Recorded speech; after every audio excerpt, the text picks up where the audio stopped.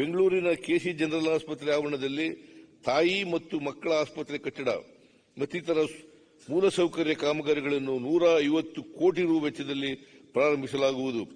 ಗ್ರಾಮೀಣ ಪ್ರದೇಶದ ಜನರಿಗೆ 24x7 ತುರ್ತು ಆರೋಗ್ಯ ಸೇವೆಯನ್ನು ನೀಡಲು ಮುಂದಿನ 2 ವರ್ಷಗಳಲ್ಲಿ 350 ಕೋಟಿ ರುಗಳ ವೆಚ್ಚದಲ್ಲಿ 25 ಪ್ರಾಥಮಿಕ ಆರೋಗ್ಯ ಕೇಂದ್ರಗಳನ್ನು ಸಮುದಾಯ ಆರೋಗ್ಯ ಕೇಂದ್ರಗಳನ್ನಾಗಿ ಮೇಲ್ದರ್ಜೆಗೇರಿಸಲಾಗುವುದು.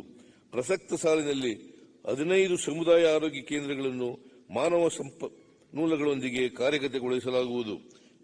ಕಲ್ಯಾಣ ಕರ್ನಾಟಕ ಭಾಗದಲ್ಲಿ 46 ಹೊಸ ಪ್ರಾಥಮಿಕ ಆರೋಗ್ಯ ಕೇಂದ್ರಗಳನ್ನು 221 ಕೋಟಿ ರುಗಳ ವೆಚ್ಚದಲ್ಲಿ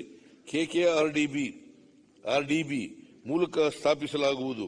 ರಾಜ್ಯದ ಗ್ರಾಮೀಣ ಪ್ರದೇಶಗಳಲ್ಲಿ ಗುಣಮಟ್ಟದ ಆರೋಗ್ಯ ಸೇವೆಯನ್ನು ನೀಡಲು 6493 ಆರೋಗ್ಯ ಕ್ಷೇಮ ಕೇಂದ್ರಗಳನ್ನು ಸ್ಥಾಪಿಸಲಾಗಿದ್ದು, ಪ್ರಸಕ್ತ ಸಾಲಿನಲ್ಲಿ 199 ಆರೋಗ್ಯ ಮತ್ತು ಕ್ಷೇಮ ಕೇಂದ್ರಗಳ ಕಟ್ಟಡ ಕಾಮಗಾರಿಗಳಿಗಾಗಿ 130 ಕೋಟಿ ರುಗಳ ಅನುದಾನವನ್ನು ಒದಗಿಸಲಾಗುವುದು.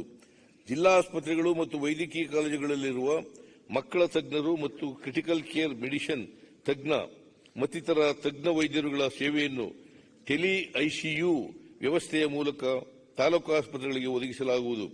ಕ್ಯಾನ್ಸರ್ ರೋಗಿಗಳಿಗೆ ಚಿಕಿತ್ಸೆ ಮತ್ತು ನಿರಂತರ ಅನುಸರಣೆಗಾಗಿ ಬಹುತೇಕ ಜಿಲ್ಲೆಗಳಲ್ಲಿ ಕೀಮೋಥೆರಪಿ ಚಿಕಿತ್ಸಾ ಕೇಂದ್ರಗಳು ಲಭ್ಯವಿರದ ಕಾರಣ ಸರ್ಕಾರವು 20 ಕೋಟಿ ರು ವೆಚ್ಚದಲ್ಲಿ ಪ್ರತಿ ಜಿಲ್ಲೆಯಲ್ಲಿಯೂ ಒಂದು ಡೇ ಕೇರ್ ಕೀಮೋಥೆರಪಿ ಕೇಂದ್ರವನ್ನು ಸ್ಥಾಪಿಸಲಾಗುವುದು. ಮಹಿಳೆಯರಲ್ಲಿ ಹೆಚ್ಚುತ್ತಿರುವ ಸ್ತನ ಕ್ಯಾನ್ಸರ್ ಮತ್ತು ಗರ್ಭಕಂಠದ ಕ್ಯಾನ್ಸರ್ ಮತ್ತು ಪ್ರಾರಂಭಿಕ ಹಂತದಲ್ಲಿಯೇ ಪತ್ತೆ ಹಚ್ಚಿ ಚಿಕಿತ್ಸೆ ನೀಡಲು 20 ಜಿಲ್ಲಾ ಆಸ್ಪತ್ರೆಗಳಲ್ಲಿ ಡಿಜಿಟಲ್ ಮೆಮೊಗ್ರಫಿ ಯಂತ್ರಗಳನ್ನು ಮತ್ತು ಕೆಸಿ ಜನರಲ್ ಆಸ್ಪತ್ರೆ ಬೆಂಗಳೂರು ಹಾಗೂ ಉಡುಪಿ, ಕೋಲಾರ ಮತ್ತು ದಾವಣಗೆರೆ ಜಿಲ್ಲಾ ಆಸ್ಪತ್ರೆಗಳಿಗೆ ಕಾಲ್ಪೋಸ್ಕೋಪಿ ಉಪಕರಣಗಳ ಖರೀದಿಗೆ ಒಟ್ಟಾರೆಯಾಗಿ 21 ಕೋಟಿ ರುಗಳ ಅನುದಾನ ಒದಗಿಸಲಾಗುವುದು. ಮುಂದಿನ 2 ವರ್ಷಗಳಲ್ಲಿ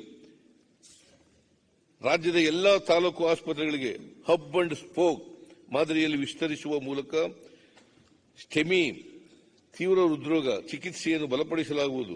ಇದಲ್ಲದೆ ಸ್ಟೆಮಿ ಮತ್ತು ಸ್ಟ್ರೋಕ್ ಚಿಕಿತ್ಸೆಗಾಗಿ ಥ್ರಂಬೋಲಿಟಿಕ್ ಔಷಧಗಳ ಸಂಗ್ರಹಣೆಗಾಗಿ 32 ಕೋಟಿ ರುಗಳನ್ನು ಒದಗಿಸಲಾಗುವುದು. ರಾಜ್ಯದ ಜಿಲ್ಲಾ ಆಸ್ಪತ್ರೆಗಳನ್ನು ಅಗ್ನಿ ಅವಘಡಗಳಿಂದ ರಕ್ಷಿಸಲು 13 ಜಿಲ್ಲಾ ಆಸ್ಪತ್ರೆಗಳಲ್ಲಿ ಅಗ್ನಿಶಾಮಕ ವ್ಯವಸ್ಥೆಯನ್ನು 6 ಕೋಟಿ ರುಗಳ ವೆಚ್ಚದಲ್ಲಿ ಅಳವಡಿಸಲಾಗುವುದು. 2025 ರೊಳಗೆ